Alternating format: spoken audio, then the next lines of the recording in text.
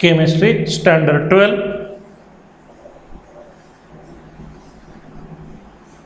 We are discussing chapter number 8, Transition and Inner Transition Elements, part 12. Periodic टेबलमध्ये आपण बघितलं 4 block आहेत. हा एस ब्लॉक, त्यानंतर हा पी ब्लॉक, हा डी ब्लॉक आणि खालच्या ह्या ज्या 2 सिरीज आहेत त्या एफ ब्लॉक. त्याच्यामध्ये 6व्या पिरियडमध्ये जो लॅन्थेनम आहे त्याचा लास्ट इलेक्ट्रॉन हे 3D, हे 4D, हे 5D. त्याचा लास्ट इलेक्ट्रॉन 5D मध्ये जातो, एकच इलेक्ट्रॉन. पण 5D मध्ये एक इलेक्ट्रॉन आला की तिथं अबव प्रिन्सिपल थोडासा बदलतो आणि 5D मध्ये तो एक इलेक्ट्रॉन तसाच राहून पुढचे इलेक्ट्रॉन मात्र 4F मध्ये जातात. 4F ची 7 ऑर्बिटल म्हणजे 14 इलेक्ट्रॉन बसतात आणि म्हणून तिथनं पुढचे 14 इलेक्ट्रॉन हे 4F मध्ये जातात. म्हणून लॅन्थेनम नंतरच्या 14 एलिमेंटचा लास्ट इलेक्ट्रॉन हा 4F ऑर्बिटल मध्ये जातो. ॲक्च्युली 6वा पिरियड चालू आहे म्हणजे 6व्या कक्षेत इलेक्ट्रॉन गेलेले असतात. लॅन्थेनमच्या बाबतीत 5व्या कक्षेत, म्हणून तो ट्रान्झिशन. आणि त्याच्या पुढच्या एलिमेंटचा लास्ट इलेक्ट्रॉन हा 4F मध्ये जातो. म्हणजेच लॅन्थेनमच्या सुद्धा जी ट्रान्झिशन कक्षा आहे त्याच्या सुद्धा आतमध्ये, म्हणून यांना इनर ट्रान्झिशन एलिमेंट्स असं म्हणतात. म्हणजेच हे लॅन्थेनम नंतरचे जे पुढचे एलिमेंट आहेत 14, त्या सगळ्यांचा लास्ट इलेक्ट्रॉन 4F मध्ये जातो. जे बाहेरनं जर 6 नंबरचं असेल तर ते बाहेरनं 5 आणि 4 म्हणजे बाहेरून 2 नंबरचं आहे. म्हणजे बाहेरची कक्षा जर n असेल तर ते f ऑर्बिटल n-2f ऑर्बिटल असतं. म्हणून त्यांचा लास्ट इलेक्ट्रॉन n-2f ऑर्बिटलमध्ये एंट्री करतो. म्हणून हे 14 एलिमेंट्स जे आहेत ते f ब्लॉक एलिमेंट्स आहेत. मग ते पिरियडिक टेबलमध्ये का ठेवले नाही? तर ह्या 14 एलिमेंटच्या प्रॉपर्टीज ह्या सेम टू सेम लॅन्थेनाइट सारख्या आढळ, म्हणून त्यांना एका चौकटीत लिहिणं शक्य नव्हतं. ते 14च्या 14 एलिमेंट, आणि म्हणून त्यांच्यासाठी स्वतंत्र एक सिरीज आखली गेली. आणि हा लॅन्थेनम सुद्धा त्यांच्याबरोबर स्टडी केला जातो, कारण त्यांच्या प्रॉपर्टीज ह्या सेम टू सेम असतात लॅन्थेनम सारख्या. म्हणून त्यांना लॅन्थेनाइड्स असं म्हणतात किंवा 4F सिरीज असं म्हणतात. सेम टू सेम म्हणून 4F सिरीज किंवा लॅन्थेनाइड्स हे ग्रुप नंबर 3 मध्ये आहेत, म्हणजे एकाच चौकटीत आहेत आणि पिरियड नंबर 6 मध्ये आहेत. पिरियड नंबर 6 मध्ये. तर तसंच झालं ॲक्टिनमच्या बाबतीत. 89 मध्ये लास्ट इलेक्ट्रॉन 6D मध्ये येतो. 6D मध्ये आल्यानंतर पुढचं 90 ते 103 हे जे मूलद्रव्य आहेत, हे जे एलिमेंट्स आहेत, त्यांचा जो लास्ट इलेक्ट्रॉन आहे तो 5F मध्ये जातो. 14 एलिमेंट्स. आता 14च काही इलेक्ट्रॉन आपल्याला माहिती आहे, F मध्ये 7 ऑर्बिटल असतात म्हणून 14. म्हणून D मध्ये 5 ऑर्बिटल असतात म्हणून 10 इलेक्ट्रॉन असतात. म्हणून प्रत्येक D सिरीजमध्ये 10 मूलद्रव्य आहेत. S मध्ये 2च इलेक्ट्रॉन बसतात म्हणून S मध्ये 2 मूलद्रव्य असतात. P मध्ये बघा एका रो मध्ये पिरियडमध्ये 6 मूलद्रव्य असतात, कारण P मध्ये 6 इलेक्ट्रॉन बसतात. तसं F मध्ये 7 ऑर्बिटल असतात, 14 इलेक्ट्रॉन असतात. म्हणून एका F मध्ये एका सिरीजमध्ये 14 एलिमेंट्स आहेत आणि हा लॅन्थेनम 15वा. तसंच ॲक्टिनमच्या बाबतीत झालेत. ह्या सगळ्यांचा लास्ट इलेक्ट्रॉन 5F मध्ये जातो, जे 7व्या कक्षेपासून, 7व्या कक्षेमध्ये इलेक्ट्रॉन गेलेले असतात. 7व्या कक्षेपासून 7वी कक्षा जर अल्टिमेट शेल असेल तर त्याच्या आतमधली 6वी ही पेनल्टिमेट शेल आणि 5वी ही प्री पेनल्टिमेट शेल. म्हणून लास्ट म्हणजेच अल्टिमेट शेलमध्ये इलेक्ट्रॉन गेला की त्यांना नॉर्मल एलिमेंट्स म्हणतात. अल्टिमेटच्या अगोदर पेनल्टिमेट शेलमध्ये गेला की त्यांना ट्रान्झिशन एलिमेंट्स म्हणतात. आणि पेनल्टिमेटच्या मध्ये पण आतमध्ये इलेक्ट्रॉन गेला, प्री पेनल्टिमेटमध्ये गेला की त्यांना इनर ट्रान्झिशन एलिमेंट्स म्हणतात. म्हणून ॲक्टिनम नंतरचे हे जे 14 एलिमेंट आहेत त्यांच्या प्रॉपर्टीज ह्या सेम टू सेम आढळल्या ॲक्टिनम सारख्या. म्हणून त्यांचा स्टडी ते सगळे एकाच बॉक्समध्ये ठेवणं अशक्य होतं. म्हणून त्यांच्यासाठी बॉटमला दुसरी सिरीज बनवली गेली, त्याला 5F सिरीज म्हणतात किंवा ॲक्टिनॉइड्स असं म्हणतात, ज्यांच्या प्रॉपर्टीज अगदी सेम टू सेम ॲक्टिनम सारख्या असतात. ॲक्टिनम हा देखील त्यांच्याबरोबर स्टडी केला जातो. म्हणून ही जी ॲक्टिनॉइड सिरीज आहे ती ग्रुप नंबर 3 मध्ये आणि पिरियड नंबर 7 मध्ये आहे. Properties of F block elements बद्दल आपण डिस्कस करणार आहोत. एफ ब्लॉक एलिमेंटच्या प्रॉपर्टीज ह्या डी ब्लॉक एलिमेंट सारख्याच असतात. आता त्याच्यातल्या काही राहिलेल्या प्रॉपर्टीज आपण ह्या व्हिडिओमध्ये डिस्कस करणार आहोत. Common oxidation state for lanthanide is +3 and the +2 oxidation state is also important. बघा ह्या सगळ्यांची कॉमन ऑक्सिडेशन स्टेट +3 आहे. कशामुळं? तर समजा 4f मध्ये जे इलेक्ट्रॉन असतात त्याच्याऐवजी बाहेर 6s मध्ये 2 असतात आणि 5d मध्ये 1 असतो. म्हणून बाहेरची कक्षा 6वी आणि 5d त्याच्याजवळ असते. म्हणून बाहेरच्या कक्षेतला 2 आणि 5d मधला 1 हे सहजासहजी 3 इलेक्ट्रॉन ते देऊ शकतात आणि म्हणून त्यांची कॉमन ऑक्सिडेशन स्टेट +3 आहे. कधी कधी स्टॅबिलिटीसाठी 5d मधला 1 इलेक्ट्रॉन इकडं 4f मध्ये गेलेला असतो. त्यामुळं कधी कधी फक्त बाहेरचे 2च इलेक्ट्रॉन दिले जातात 6s मधले. म्हणून +2 ही सुद्धा त्यांची ऑक्सिडेशन स्टेट एक इम्पॉर्टंट आहे.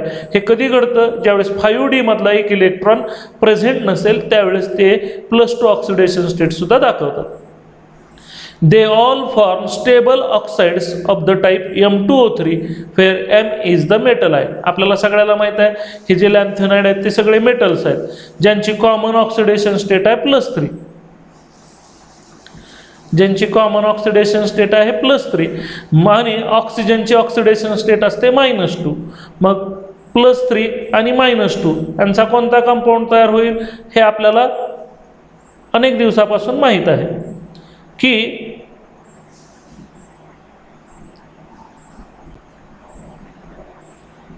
समजा मेटलचे ऑक्सिडेशन स्टेट +3 लॅन्थेनाइड सगळे आणि ऑक्सिजनची ऑक्सिडेशन स्टेट असते -2. मग आपल्याला माहित आहे त्यांचा कोणता कंपाऊंड तयार होईल हे असं क्रॉस कनेक्शन करून शोधलं जातं. म्हणजेच त्यांचा कोणता कंपाऊंड तयार होईल M2O3. म्हणून ह्यांचे जे ऑक्साइड्स असतात ते ह्या टाईपचे असतात. M2O3 या टाईपचे असतात. Where M is the metal आहे. EU2+ बघा हा जो EU एलिमेंट आहे त्याची ऑक्सिडेशन स्टेट 2+ आणि YB2+ are the most stable dipositive metal ions.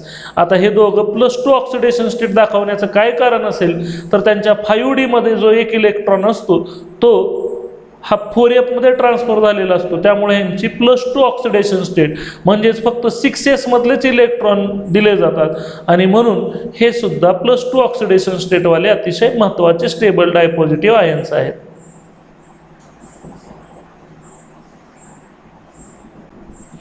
Higher oxidation states are unusual for lanthanides with the only exceptions of cerium which form stable +4 species.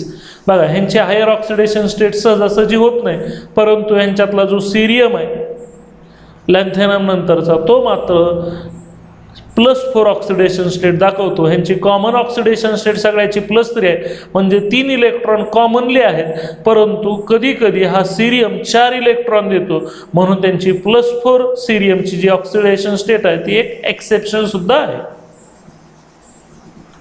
The energy required to break up the metal lattice is heat of ॲटोमायझेशन.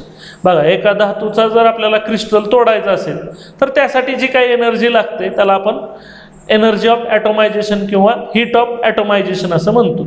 म्हणजेच metal लॅटाइसचा जर break करायचा असेल सगळे item जर सुट्टे करायचे असतील तर त्यासाठी जी ऊर्जा लागेल त्यासाठी जी उष्णता लागेल जी ऊर्जा लागेल त्याला हीट ऑफ ॲटोमायझेशन असं म्हणतात. Lanthanides have lower heat of atomisation than transition metals. बघा ह्यांची जी हीट ऑफ ॲटोमायझेशन असते ती ट्रान्झिशन मेटलपेक्षा कमी असते म्हणजे ह्यांचे ॲटम्स आपण सहजासहजी सुट्टे करू शकतो. मग असं का होतं? This is because with D electrons transition metals are much harder and require high heat of atomisation. D इलेक्ट्रॉनमुळं ट्रान्झिशन एलिमेंट्समध्ये जे इलेक्ट्रॉन असतात ते डी इलेक्ट्रॉन असतात त्यामुळं ते ट्रान्झिशन मेटल्स हे हार्डर असतात अतिशय कठीण. त्यामुळं त्यांचे ॲटम्स हे अगदी एकमेकाला घट्ट पकडून असतात त्यामुळे त्यांचे ॲटम सुट्ट करणं सोपं नसतं आणि म्हणून त्यासाठी भरपूर एनर्जी लागते. म्हणून ट्रान्झिशन एलिमेंटची हीट ऑफ ॲटोमायझेशन अतिशय हाय असते आणि ह्यांची मात्र लो असते. म्हणून हे लॅन्थेनाइड्स आहेत त्यांचे ॲटम सहजासहजी आपण सुट्टे करू शकतो. युरोपियम म्हणजे EU, एटरबियम म्हणजे YB have the lowest enthalpies of vaporization and largest atomic radii of lanthanides resemble barium. बघा युरोपियम आणि एटरबियम ह्यांच्या ज्या एन्थाल्पीज ऑफ व्हेपरायझेशन आहेत म्हणजे त्यांची वाफ करण्यासाठी लागणारी एन्थाल्पी ती लोएस्ट असते. And largest atomic radii of lanthanides resemble barium आणि त्यांची ॲटॉमिक रेडिया ही सगळ्यात जास्त असते जी बेरियमशी मिळती जुळती असते. रिसेंबल म्हणजे मिळती जुळती. These two elements resemble alkaline earth elements they dissolve in liquid ammonia to give blue conducting solutions. बघा हे जे दोन एलिमेंट आहेत युरोपियम आणि एटरबियम ते दोन एलिमेंट्स अल्कलाइन अर्थ एलिमेंट्स सारखे आहेत. आपल्याला माहित आहे ग्रुप नंबर 2 हा अल्कलाइन अर्थ एलिमेंटचा आहे. बेंझिक असर बरा beryllium, magnesium, calcium, strontium, barium, radium यासारखा तो ग्रुप आहे. त्यांच्यासारख्याच ह्यांच्या ह्या दोन एलिमेंटच्या प्रॉपर्टीज असतात. दे डिझॉल्व इन लिक्विड अमोनिया ते द्रवरूप अमोनियामध्ये विरघळतात आणि आपल्याला ब्ल्यू कंडक्टिंग सोल्युशन म्हणजे वीज वाहून नेणारे आपल्याला ब्ल्यू सोल्युशन्स मिळतात. Their ionic radii decreases from 117 picometer of lanthanum to 100 picometer for Lu. This is because 5f orbitals do not shield the outer 5s and 5p electrons effectively, leading to increase in effective nuclear charge and decrease in the ionic radii. बघा जर आपण लॅन्थेनम +3 La+3 त्याची radius त्या आयनची radius मोजली तर ती भरते 117 picometre. मग त्याच्या पुढचा सिरियम त्याची आयोनिक रेडिया त्याच्यापेक्षा कमी आढळते म्हणजेच त्यांच्या ॲटॉमिक रेडियस ह्या ग्रॅज्युअली डिक्रीज होतात. ग्रॅज्युअली डिक्रीज होतात म्हणजेच एलएची सगळ्यात जास्त असते. एलएची सगळ्यात जास्त असल्यामुळं ती असते 117 पिकोमीटर. मग एलएची 117 पिकोमीटर La3+ची जर आपण अशीच ग्राफ काढला तर सगळ्यात जास्त असणार लॅन्थेनमची, त्यानंतर त्याच्यानंतर असणार C3+ची, त्यानंतर PRची PR3+, LaCPR3+3+. या पद्धतीनं त्यांच्या ॲटॉमिक रेडिया ग्रॅज्युअली डिक्रीज होतात. कशामुळं तर लॅन्थेनमचा नंबर 57 ह्याचा 58 59 म्हणजे ॲटॉमिक नंबर वाढणार. मग ॲटॉमिक नंबर वाढणार कक्षा तर तेवढ्याच किती 6. मग 6 कक्षा मग येणारा सगळे इलेक्ट्रॉन त्याच कक्षेत जाणार. परंतु ह्यांची जे 5f ऑर्बिटल्स असतात आतमधले ते बाहेरच्या 5s आणि 5p इलेक्ट्रॉन्सला शिल्ड करत नाहीत. म्हणजे मी तुम्हाला शिल्डिंग इफेक्ट 11वीमध्ये सांगितला होता की ज्याच्यामध्ये 5s आणि 5p आतमधले जे इलेक्ट्रॉन असतात ते बाहेरच्या इलेक्ट्रॉनला न्यूक्लियसकडे जाण्यापासून रोखतात. त्याला शिल्डिंग इफेक्ट म्हणतात. पण ह्या 5f ऑर्बिटलचे जे इलेक्ट्रॉन असतात त्यांचा शिल्डिंग इफेक्ट अतिशय वीक असतो. म्हणजेच ते बाहेरच्या इलेक्ट्रॉनला न्यूक्लियसकडे जाण्यापासून रोखू शकत नाहीत. 5 सगळ्यात कमी बघा ऑर्डर शिल्डिंग इफेक्टची काय असते. एस ऑर्बिटलचा सगळ्यात जास्त असतो विरोध, त्यानंतर कमी असतो पीचा, नंतर कमी असतो डीचा आणि सगळ्यात कमी असतो एफचा. म्हणजे समजा हा न्यूक्लियस आणि हे बाहेरचे इलेक्ट्रॉन, तर हे आतमधले जे इलेक्ट्रॉन असतात ह्या बाहेरच्या इलेक्ट्रॉनला विरोध करत असतात, शिल्ड करत असतात, म्हणून हे विरोध करत असतात. मग एफ ऑर्बिटलचा शिल्डिंग इफेक्ट सगळ्यात वीक असतो. म्हणजेच ह्या इलेक्ट्रॉनला इकडं जाण्यापासून हे रोखू शकत नाहीत, विरोध करत नाहीत. त्यामुळे हे इलेक्ट्रॉन ह्याच्याकडे सरकतात आणि त्यामुळं रेडियस कमी होते. आणि म्हणून एफ ऑर्बिटलचा शिल्डिंग इफेक्ट वीक असल्यामुळं त्यांचा न्यूक्लियसचा चार्ज वाढतो आणि बाहेरचे इलेक्ट्रॉन 5s आणि 5p मधले ते आतमध्ये ओढले जातात आणि आयोनिक रेडिया काय होते कमी होते, जो एक अतिशय महत्त्वाची प्रॉपर्टी आहे.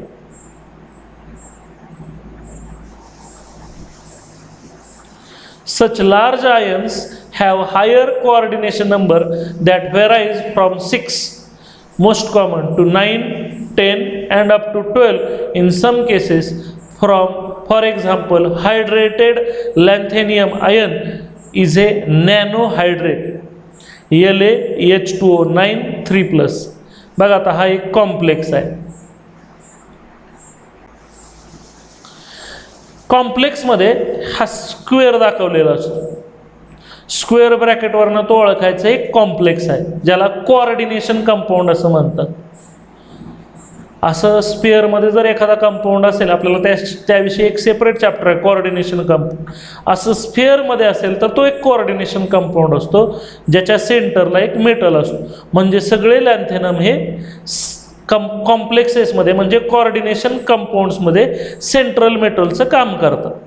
आणि त्याच्याभोवती हे जे मॉलिक्यूल असतात ते इलेक्ट्रॉन देण्याचं काम करतात, म्हणून त्यांना लिगॅंड म्हणतात. म्हणजेच ह्याच्यामध्ये बॉन्ड तयार करत असताना La आणि H2 मध्ये बॉन्ड तयार होतो, पण Laचा एकही इलेक्ट्रॉन वापरलेला नसतो. सगळेच्या सगळे इलेक्ट्रॉन H2Oचे असतात. मग H2O कुठनं इलेक्ट्रॉन देतो तर आपल्याला माहिती आहे ऑक्सिजनवर एक लोन पेअर शिल्लक असते, 2 लोन पेअर शिल्लक असतात. त्या इलेक्ट्रॉन पेअर ह्या लॅन्थेनमला दिल्या जातात. मग जो इलेक्ट्रॉन पेअर देतो त्याला लिगॅंड असं म्हणतात. मग एका मेटल बरोबर किती लिगॅंड जोडले जाऊ शकतात त्याला म्हणतात कोऑर्डिनेशन नंबर. मग इथं बघा La बरोबर जवळपास 9 H2O जोडले गेले. मग प्रत्येक लिगॅंडनं 2-2 इलेक्ट्रॉन, म्हणजे ह्यानं 18 इलेक्ट्रॉन घेतलेत. लॅन्थेनमनं 18 इलेक्ट्रॉन घेतलेत. म्हणजेच किती लिगॅंड जोडले जातात त्याला कोऑर्डिनेशन नंबर म्हणतात. बाकीच्या सगळ्या लार्ज आयनचा कोऑर्डिनेशन नंबर 6 असतो, पण काही काही वेळेस तो 9 पर्यंत जातो, कधी कधी 10 असतो, कधी कधी 12 सुद्धा असतो. म्हणजेच हा कोऑर्डिनेशन नंबर म्हणजे लिगॅंडची संख्या ही यांची अतिशय व्हेराय होते. 6 पासून ही सगळ्यात कॉमन आहे. 6 लिगॅंड शक्यतो असतात, मोस्ट कॉमन. पण कधी कधी 9 असतात, कधी कधी 10 असतात, कधी कधी 12 असतात. अशी लिगॅंडची संख्या म्हणजे किती पेअर त्यानं ॲक्सेप्ट केल्या त्याला म्हणतात कोऑर्डिनेशन नंबर. म्हणजेच लॅन्थेनमनं 9 इलेक्ट्रॉन पेअर ॲक्सेप्ट केलेत, म्हणून त्याचा कोऑर्डिनेशन नंबर झाला 9. अशा प्रकारे म्हणून त्याचं नाव आहे नॅनो हायड्रेट. इथं नोना हायड्रेट म्हणजे 9 आहेत म्हणून त्याचं नाव आहे नोना हायड्रेट.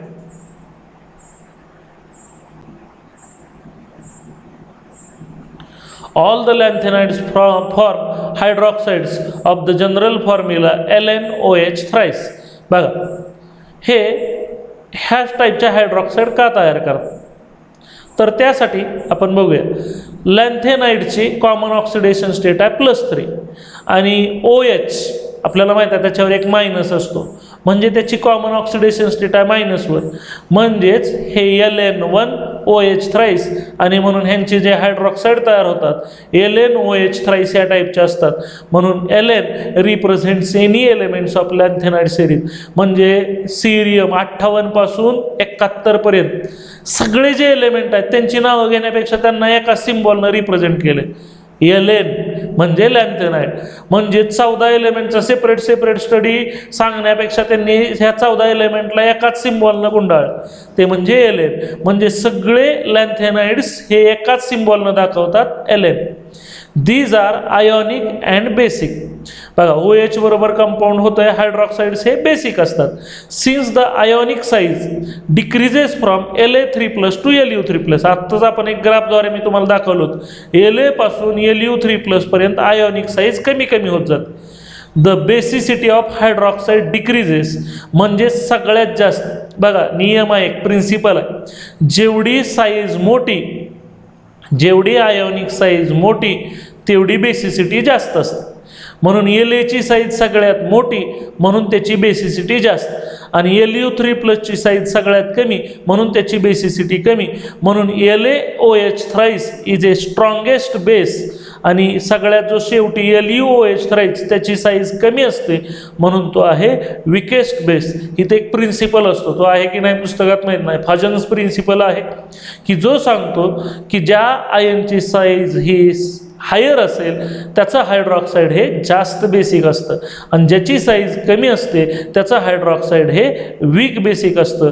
बघा ह्या La आणि Lu म्हणजे सगळे लॅन्थेनाइड 14 एलिमेंटच्या प्रॉपर्टीज इतक्या सेम होत्या की सगळं सेम होतं. जर त्यांच्या आयनची साईज जर कमी जास्त झाली नसती तर ह्या 14 एलिमेंटला आपण वेगळंच करू शकलो नसतो. म्हणजेच ह्यांच्या आयोनिक साईजमध्ये फरक असल्यामुळंच फक्त आपण हे 14 एलिमेंट वेगळे करू शकलो. एवढ्या ह्यांच्या प्रॉपर्टीज सेम टू सेम असतात. फक्त साईज वेगळे असल्यामुळं थोडी थोडी फरक असल्यामुळंच आपण ह्यांना वेगळं करू शकलो. म्हणजेच ह्या सगळ्या लॅन्थेनाइडला जर आपल्याला डिफरन्शिएट करायचं असेल तर आपल्याला फक्त एकच फेनोमेनॉन उपयोगाला येतो, तो म्हणजे आयोनिक साईज आणि दुसरा म्हणजे बेसिसिटी.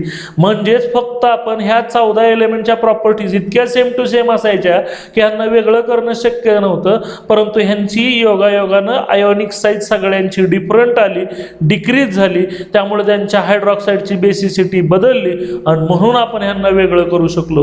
हे बेसिसिटीचे अनेक प्रश्न असतात सीईटीला, म्हणून लक्षात ठेवायचं La to Lu ionic size decrease होते आणि म्हणून त्यांच्या हायड्रॉक्साईडची बेसिसिटी सुद्धा डिक्रीज असते. फाजननं सांगितलं होतं basicity of hydroxide depends on ionic size. म्हणजेच इथं एक प्रिन्सिपल वापरावा लागतो, फाजन्स प्रिन्सिपल. सायंटिस्टचं नाव आहे फाजन्स.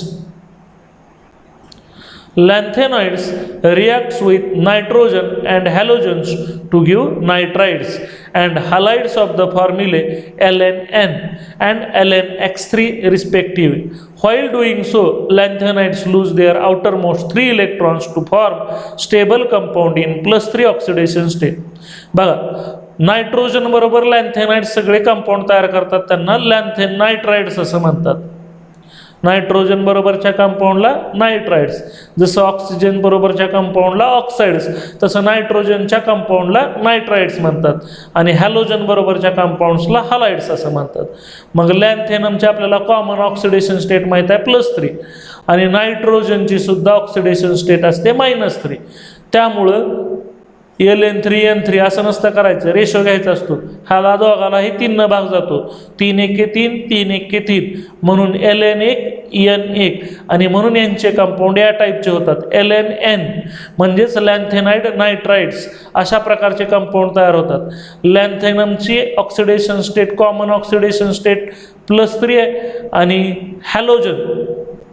हॅलोजनची सगळ्यांची ऑक्सिडेशन स्टेट असते -1 आणि म्हणून ह्यांचे जे कंपाऊंड्स तयार होतात हलाइड्स, त्यांचा फॉर्म्युला असतो LNX3.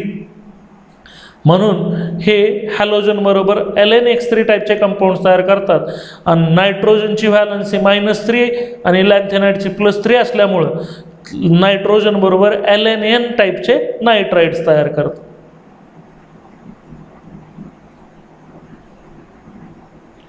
When lanthanides are heated at elevated temperatures about 2800 Kelvin with carbon, the carbides with general formula LnC2 are obtained. बघा, लॅन्थेनाइड्स हे कार्बन बरोबर सुद्धा रिॲक्ट होतात. जर अतिशय हाय टेम्परेचरला, एलिव्हेटेड म्हणजे अतिशय हाय, 2800 केल्विन एवढं जवळपास जर टेम्परेचर असेल तर ते कार्बन बरोबर, जसं ऑक्सिजन बरोबरचे कंपाऊंड ऑक्साईड, नायट्रोजन बरोबरचे कंपाऊंड नायट्राइड्स, तसं कार्बन बरोबरच्या कंपाऊंडला कार्बाइड्स असं म्हणतात आणि म्हणून हे लॅन्थेनाइड्स कार्बन बरोबर LnC2 टाईपचे कार्बाइड्स तयार करतात. In +3 oxidation state many of the lanthanides are coloured. ज्यावेळेस त्यांची ऑक्सिडेशन स्टेट +3 असते, हे लॅन्थेनाइड्स हे कलर्ड असतात. आता कलर्ड असण्याचं कारण आपण बघितलं होतं, डी ब्लॉक ट्रान्झिशन एलिमेंट्स, कारण ते सूर्यप्रकाश व्हिजिबल लाईटमधले रॅडिएशन ॲब्सॉर्ब करतात. म्हणजे हे सुद्धा व्हिजिबल लाईटला ॲब्सॉर्ब करतात आणि ॲब्सॉर्ब करून काहीतरी ते एनर्जी वापरून राहिलेली एनर्जी बाहेर फेकतात, म्हणून ते कलर्ड असतात. मग तिथं ट्रान्झिशन एलिमेंटच्या बाबतीत डी ऑर्बिटलचं स्प्लिटिंग व्हायचं, म्हणजेच डी ऑर्बिटलमधले इलेक्ट्रॉन त्या लिगँडमुळं, डी ऑर्बिटलचे 5 ऑर्बिटल असतात, तर सभोवती कुठला तर मॉलिक्यूल आल्यामुळं त्या 5 ऑर्बिटलचे 2 सेट तयार होतात. काही ऑर्बिटलची एनर्जी कमी भरते आणि काही ऑर्बिटलची एनर्जी जास्त भरते.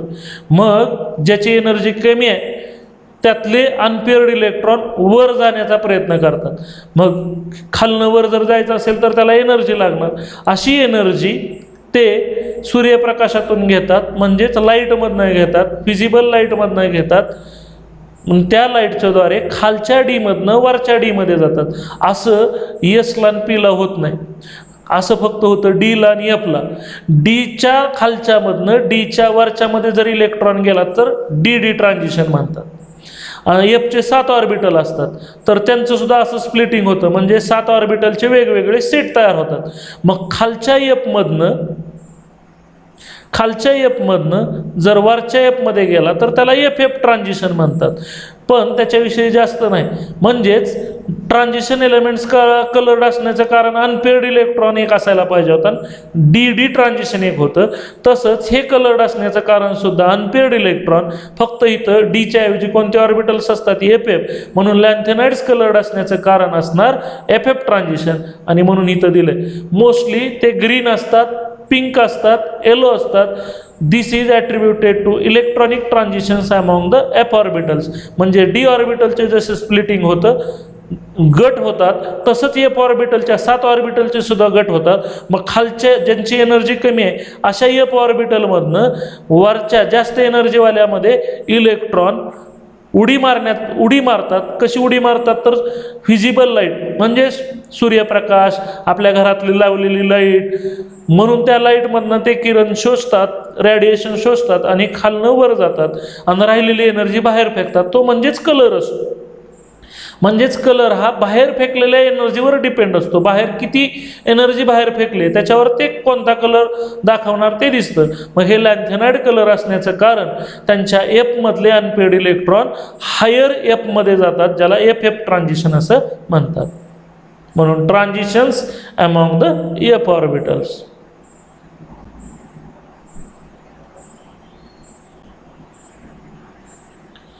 लाईट